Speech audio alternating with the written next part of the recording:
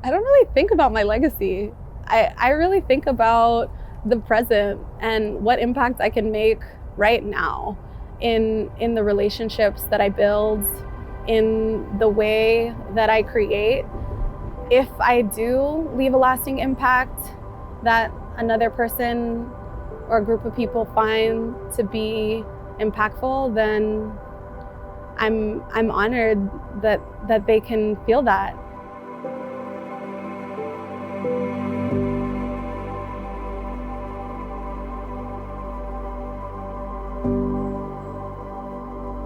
Hi, my name is Sami See, and I am a multimedia artist and muralist based in San Francisco.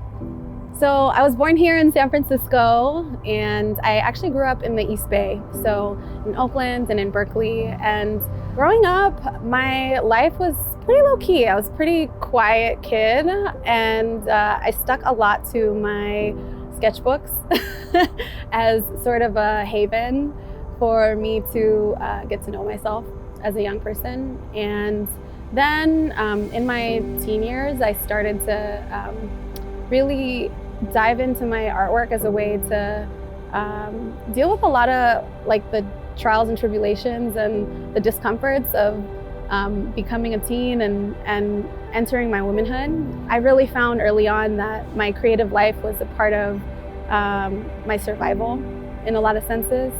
And so my growing up years, with the support of my family, my mom, my dad, my younger brother, I really got to start to hone on what it meant for me to be an artist.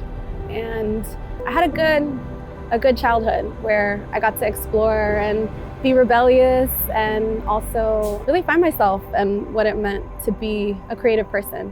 And my mom, bless her heart, is one of the most organized, fierce, analytical boss ladies that I've ever had the privilege to even be around. And she grew me early on to really understand the power of having an arc and a trajectory in my life and learning to visualize how I saw myself and what I wanted to become, and then make concrete steps and plans to try and make my vision a reality. So my family is the reason why I'm brave enough and maybe a little crazy enough to become an artist. And so you can see that as a thread in my work. I really celebrate the women in my life that, by example, show me what it means to be Fil-Am. And I celebrate their stories and want to preserve and uplift the ways that they have taught me how to be a strong, independent, confident,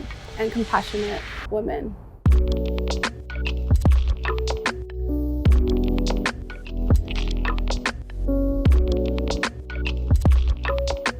The people that I met here in San Francisco through the arts have been so critical to me developing the work that I do as an artist. I remember going to an event at Manila Town, and just to go to see the artwork there and meeting a friend of mine, Sami See, for the first time, and initially clicking with her, understanding that, hey, there's so many of the same questions that we're trying to seek and trying to answer through different means. And one, connection after the other, I'm connected to a whole nother group of folks through APIC and through different creative communities that really strive to be critical in conversations about the work that we're doing, place the artwork that we do within a larger diasporic conversation. And I think that's really played a lot into how I choose to create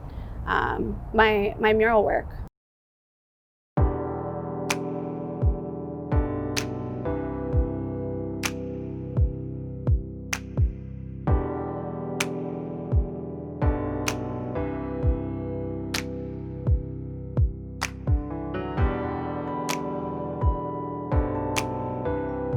I've had so many incredible collaborators, yet I can think of one that's been most memorable, and it's with a group called the Babies, which is an all-women muralist crew that I had the great honor to collaborate with.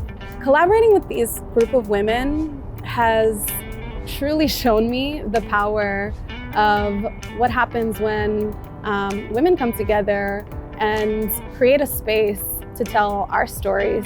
In a male-dominated field that is public art and muralism, it was so refreshing to get to work with these group of women who are just shifting culture and changing the way that we look at public art. The nature of public art is that it's transient. Sometimes you'll put your heart and soul into something and it will be gone the next day. And I think for me, that's a reflection of how I see my work.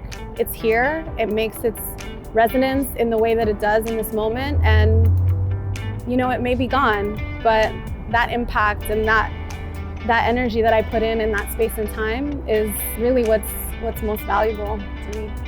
The Kapwa Rising mural was a collaboration with the Filipino Mental Health Initiative in San Francisco. My collaborator, Monica Magtodo, also a Fil-Am artist, and I designed and painted this project.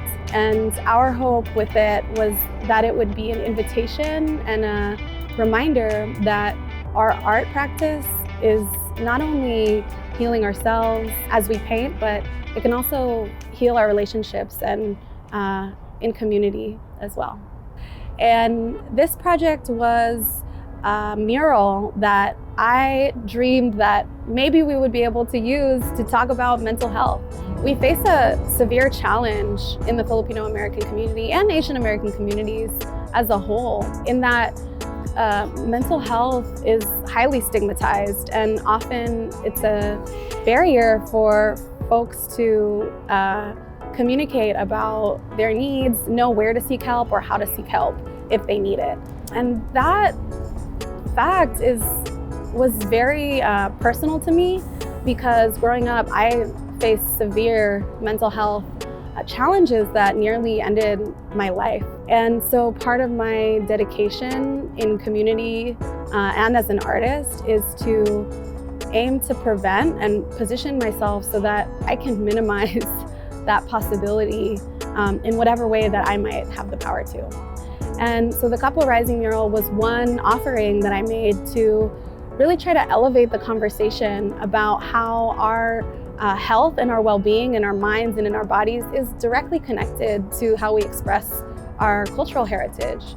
And Kapwa meaning our shared self, or meaning the way that I see you in myself and our connectedness, was really a vehicle to talk about how we care about each other. And so for 6 months, I worked with several different South Market-based Filipino organizations to do design workshops and talk about what Kapwa meant in the context of caring for one another's health and our mental health. There's been so many challenges that I faced in installing mural projects. Not only is it really physically demanding, but finding space is a hard thing to do in San Francisco at this time. So at every single level, there's always a hurdle that I feel like we maybe have to jump over to create a project. The most challenging thing has really been working to believe and continuously remind myself that as a young woman and an emerging artist, I deserve to be able to make this work and share my story, and that it's vital that all different perspectives and all different lenses have a space to be recorded in our collective history.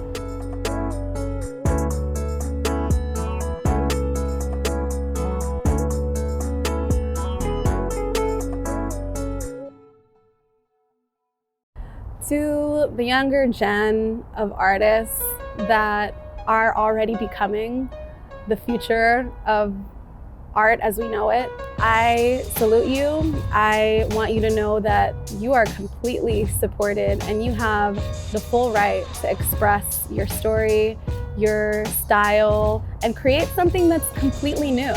And that tradition and protocols are important guides for how we can learn how to move in the world, but also learn to break them and create new spaces that your spirit, that your creative self can fly in. And I wish that I could live forever to see all of the incredible works that are coming through the portals, and also know that I'm here. I want to see and support in whatever way that I possibly can, because it's in the support that I've gotten from my elders that allows me to be able to do the creative work that I do today.